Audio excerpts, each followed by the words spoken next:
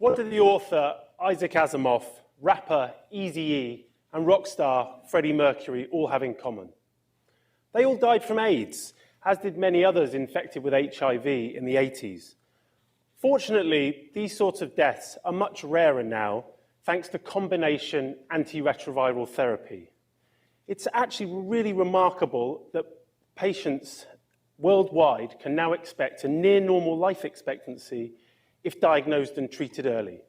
But there is no cure, and daily medication is a way of life for millions around the globe.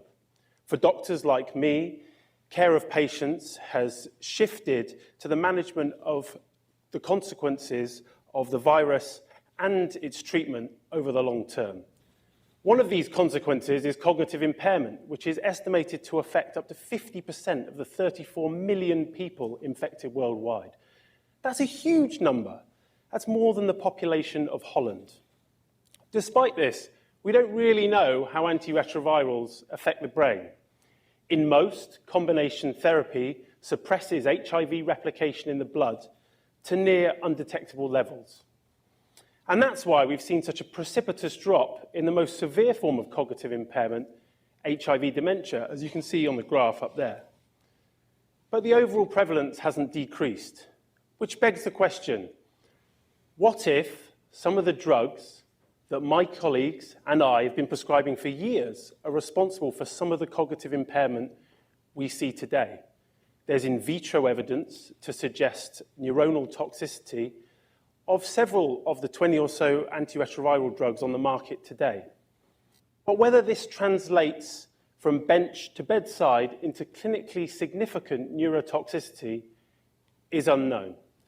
I'm looking to address that with my PhD. I've recruited a cohort of HIV-infected individuals who have undergone detailed cognitive function testing, MRI scans of the brain, as well as lumbar puncture examinations to build a hugely rich data set to answer some of these questions.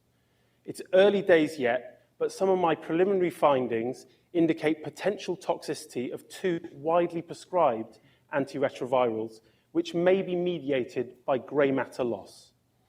I hope that my research will inform international treatment guidelines as well as prescribing habits if these early findings are corroborated by further study and longitudinal data, some of which I hope to have next year.